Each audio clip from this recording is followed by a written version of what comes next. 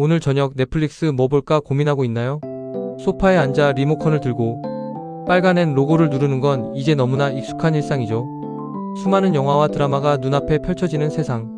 불과 20년 전만 해도 상상조차 할 수 없었던 일이에요. 예전엔 비디오 빌리러 동네까지 걸어가고 늦으면 연체료도 물어야 했잖아요. 보고 싶은 영화는 항상 누가 먼저 빌려가서 텅 비어 있었고요. 그런데 어느 순간 이 모든 게 싹 바뀌었어요. 작은 DVD 대여 회사 하나가 세상을 발칵 뒤집어 놓았거든요. 그 주인공은 바로 넷플릭스. 오늘은 이 빨간 N이 어떻게 세계 최강의 엔터테인먼트 제국이 되었는지 그 놀라운 이야기를 함께 파헤쳐 볼 거예요. 자, 그럼 넷플릭스의 흥미진진한 이야기 속으로 출발해 볼까요? 1997년 캘리포니아에 살던 리드 헤이스팅스는 비디오 가게에서 $40나 되는 연체료 폭탄을 맞았어요.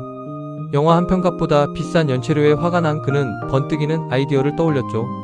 왜 헬스장처럼 비디오도 월정액으로 보면 안 되는 걸까? 헬스장은 한 달, 요금만 내면 원하는 만큼 운동할 수 있잖아요. 이 단순한 생각이 세상을 바꾸는 시작점이 될 줄이야. 헤이스팅스는 친구 마크 랜돌프와 함께 넷플릭스를 설립했어요. 넷은 인터넷, 플릭스는 영화를 뜻하죠.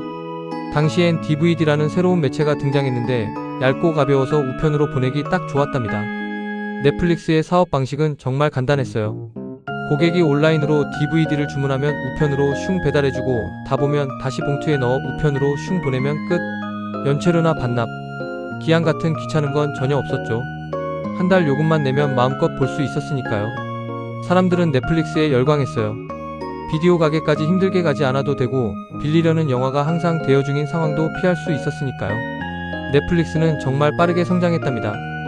하지만 당시 비디오 대여 시장은 블록버스터라는 거대 기업이 꽉 잡고 있었어요. 미국 전역에 9,000개가 넘는 매장을 가진 그야말로 비디오 대여 업계의 왕이었죠. 넷플릭스와 블록버스터 두 회사에 피할 수 없는 전쟁이 시작된 거예요. 2000년 넷플릭스는 블록버스터에 아주 파격적인 제안을 했어요. 헤이스팅스가 직접 블록버스터 본사로 찾아가서 이렇게 말했죠. 저희 회사를 $5천만 인수하세요. 저희는 온라인 사업을 맡고 블록버스터는 오프라인 매장을 계속 운영하면 됩니다. 하지만 블록버스터 CEO 존 앤티오코는 비웃으며 제안을 단칼에 거절했어요. 작은 DVD 배송회사 따위는 전혀 위협이 되지 않는다고 생각한 거죠. 넷플릭스는 계속해서 성장했고 이 결정은 역사상 최악의 비즈니스 결정 중 하나로 남게 되었답니다. 2005년 넷플릭스 가입자는 450만 명을 훌쩍 넘어섰어요. 하루에 100만 장이 넘는 DVD가 우편으로 배송될 정도였죠. 하지만 헤이스팅스는 DVD의 시대가 영원하지 않다는 걸 알고 있었어요. 미래는 바로 인터넷에 있다는 것을요. 2007년 넷플릭스는 모두를 깜짝 놀라게 할 발표를 했어요. 이제 넷플릭스로 영화를 바로 볼 수 있습니다. 바로 스트리밍 서비스의 시작이었죠. 하지만 사람들은 고개를 저었어요. 당시 인터넷 속도는 지금처럼 빠르지 않았거든요. 영화 한 편 다운로드하는데 몇 시간씩 걸리고 화질도 엉망이었으니까요. 넷플릭스 내부에서도 반대하는 목소리가 엄청났어요. DVD 사업이 잘 되는데 왜 위험한 모험을 하려고 하죠? 실패하면 회사가 망할 수도 있어요. 애매하지만 헤이스팅스는 굳게 믿고 있었어요. 인터넷은 점점 더 빨라질 거고 사람들은 언젠가 DVD를 버릴 거라고 말이죠. 그는 이렇게 외쳤어요. DVD에서 스트리밍으로 넘어가는 건 분명 고통스러운 과정일 겁니다. 하지만 우리가 스스로를 파괴하지 않으면 다른 누군가가 우리를 파괴할 거예요. 엄청난 도박이었지만 결국 헤이스팅스는 옳은 선택을 한 거였죠. 2010년대 인터넷 속도가 빨라지고 스마트폰이 보급되면서 사람들은 언제, 어디서든 영화를 볼 수 있게 되었어요. 넷플릭스의 스트리밍 서비스는 그야말로 폭발적으로 성장했죠. 그리고 그 과정에서 한때 비디오 대여 시장을 꽉 잡고 있던 거대한 왕국 블록버스터는 서서히 무너져 내렸답니다. 블록버스터는 변화에 제대로 대처하지 못했어요. 여전히 오프라인 매장만 고집하고 연체료라는 낡은 수익 모델을 버리지 못했죠. 결국 2010년 블록버스터는 파산 신청을 하고 말았어요. 한때 9,000개가 넘던 매장은 문을 닫았고 2013년에는 마지막 매장마저 사라졌답니다. 연간 60억 달러를 벌어들이던 거대 기업의 슬픈 최후였죠. 반면 넷플릭스는 점점 더 넓은 세상으로 나아가고 있었어요. 2010년 캐나다를 시작으로 중남미, 유럽, 아시아까지 서비스를 확장했고 2016년에는 무려 190개국에서 넷플릭스를 만날 수 있게 되었답니다. 넷플릭스는 각 나라의 문화를 존중하며 한국에는 한국 드라마를, 일본에는 애니메이션을, 스페인에는 라틴 콘텐츠를 제공했어요. 단순히 미국 콘텐츠를 수출하는 게 아니라 각 나라의 이야기를 전 세계와 연결한 거죠. 그 결과 넷플릭스 가입자는 엄청나게 늘어났고 2020년에는 2억 명을 돌파하는 기염을 토했답니다. 하지만 넷플릭스는 여기서 멈추지 않았어요. 넷플릭스에게는 훨씬 더 큰 야망이 있었거든요. 2013년 2월 넷플릭스는 역사적인 드라마 한 편을 공개했어요. 바로였죠. 케빈 스페이시가 주연을 맡은 정치 스릴러 드라마였는데 넷플릭스가 직접 제작한 오리지널 콘텐츠라는 점, 그리고 TV처럼 일주일에 한 편씩 보여주는 게 아니라 시즌 전체를 한 번에 공개했다는 점에서 아주 특별했답니다. 사람들은 밤새워 드라마를 몰아보기 시작했고 빈지워칭이라는 새로운 문화가 탄생했어요. 는 엄청난 성공을 거두었고 넷플릭스는 단순한 콘텐츠 유통 플랫폼이 아닌 콘텐츠 제작사로서의 입지를 확실히 다지게 되었죠. 이후 등 수많은 넷플릭스 오리지널 콘텐츠가 전 세계 시청자들의 마음을 사로잡았답니다. 특히 2021년 한국 드라마 은 전 세계를 강타했어요. 456명의 사람들이 목숨을 걸고 벌이는 잔혹한 서바이벌 게임이라는 독특한 소재와 탄탄한 스토리, 배우들의 열연이 돋보이는 드라마였죠. 공개된 지 한 달 만에 1억 1천만 가구가 시청하면서 넷플릭스 역사상 최고의 기록을 세웠답니다. 한국어로 된 드라마가 자막과 더빙을 통해 전 세계인의 마음을 사로잡은 놀라운 사건이었죠. 넷플릭스는 증명해냈어요. 좋은 이야기는 언어와 문화를 초월한다는 것을요. 하지만 넷플릭스의 성공 뒤에는 그림자도 드리워져 있었어요. 넷플릭스의 폭풍 성장을 지켜보던 다른 기업들이 스트리밍 시장에 뛰어들기 시작한 거죠. 2019년 디즈니는 자체 스트리밍 서비스인 디즈니 플러스를 론칭했어요. 디즈니는 마블, 픽사, 스타워즈, 내셔널 지오그래픽 등 막강한 콘텐츠를 무기로 내세웠고 사람들은 열광했죠. 아이언맨, 엘사, 요다를 한 곳에서 볼 수 있게 되었으니까요. 곧이어 HBO 맥스, 애플 TV 플러스, 파라마운트 플러스 등도 등장하면서 스트리밍 전쟁이 본격적으로 시작되었답니다. 넷플릭스는 더 이상 유일한 선택지가 아니었어요.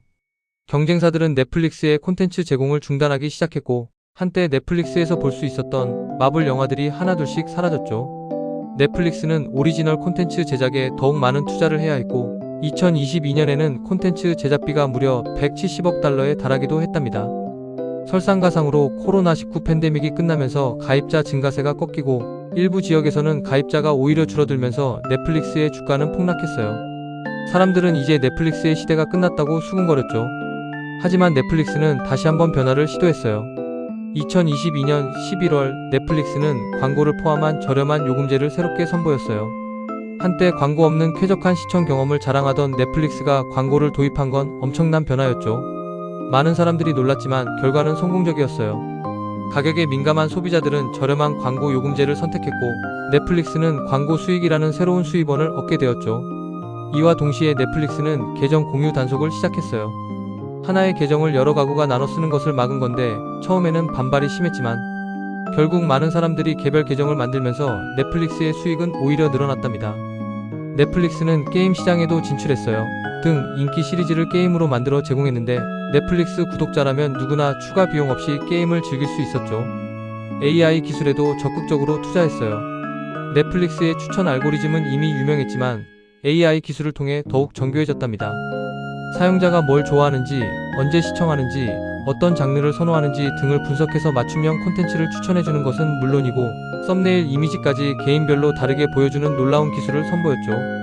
로맨스 영화를 좋아하는 사람에게는 키스 장면을, 액션 영화를 좋아하는 사람에게는 폭발 장면을 보여주는 식으로 말이죠. 넷플릭스의 이러한 변화에는 변화하지 않으면 살아남을 수 없다는 절박함이 담겨 있었답니다. 넷플릭스는 끊임없이 스스로를 파괴하고 재창조하며 위기를 극복해 나갔어요. 2024년 현재 넷플릭스는 전세계 2억 6천만 명 이상의 구독자를 보유하며 스트리밍 시장의 선두 자리를 굳건히 지키고 있어요. 넷플릭스가 세상에 남긴 것은 단순히 엄청난 숫자의 구독자만이 아니에요. 넷플릭스는 우리가 콘텐츠를 소비하는 방식 자체를 완전히 바꿔놓았답니다. 더 이상 정해진 시간에 TV 앞에 앉아 있을 필요 없이 원하는 시간에 원하는 장소에서 원하는 콘텐츠를 즐길 수 있게 되었죠. 몰아보기라는 새로운 문화를 만들었고 전 세계의 다양한 이야기가 국경을 넘어 공유되는 시대를 열었어요. 한국의 이 미국에서, 스페인의 이 아시아에서, 노르웨이의 가 중남미에서 큰 인기를 얻는 것처럼 말이죠. 넷플릭스는 단순한 동영상 플랫폼을 넘어 세계인의 이야기를 이어주는 창문이 되었고 우리는 넷플릭스를 통해 서로의 삶과 문화, 고민을 공유하며 더욱 가까워질 수 있었답니다. 1997년 $40의 연체료 때문에 화가 났던 한 남자의 작은 아이디어가 세상을 바꾸는 혁신의 씨앗이 될 줄 누가 알았을까요? 넷플릭스의 이야기는 우리에게 말해줍니다. 변화를 두려워하지 말고 실패를 겁내지 말고 끊임없이 스스로를 바꾸고 미래를 향해 나아가라고 말이죠. 변화를 거부한 블록버스터는 역사의 뒤안길로 사라졌지만 변화를 받아들인 넷플릭스는 살아남아 전 세계 사람들에게 즐거움을 선사하고 있답니다. 오늘도 우리는 소파에 앉아 빨간 N 로고를 터치합니다.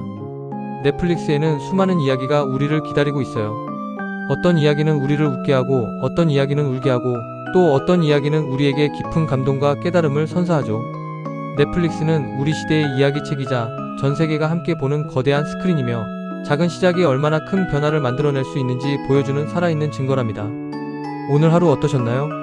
힘들고 지친 하루였을 수도 있고 행복하고 즐거운 하루였을 수도 있겠죠. 어떤 하루였든 당신은 오늘도 최선을 다해 살아왔을 거예요. 넷플릭스가 작은 아이디어에서 시작해 세상을 바꿨듯이 당신의 작은 시도와 노력도 언젠가 세상을 놀라게 할 큰 변화를 만들어낼 수 있을 거예요. 그러니 포기하지 말고 변화를 두려워하지 말고 당신의 꿈을 향해 힘차게 나아가세요. 당신의 이야기는 아직 끝나지 않았으니까요. 오늘 영상이 조금이라도 도움이 되셨다면 구독, 좋아요, 알림 설정 부탁드려요. 여러분의 응원 덕분에 더 좋은 콘텐츠를 만들 수 있답니다. 다음에 더 흥미로운 이야기로 다시 만나요.